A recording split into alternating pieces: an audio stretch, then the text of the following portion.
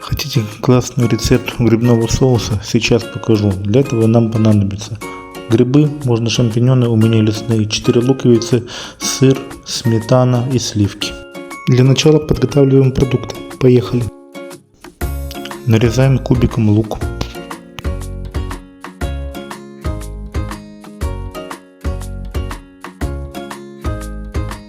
Хорошо промываем и нарезаем лесные грибы. Можно взять шампиньоны. Натираем сыр на крупной терке.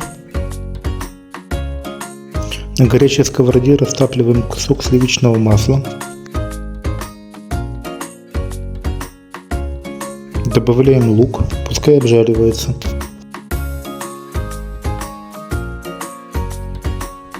Лук обжариваем до полуготовности.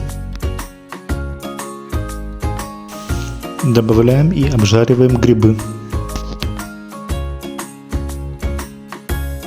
Добавляем немного копченой паприки и специй.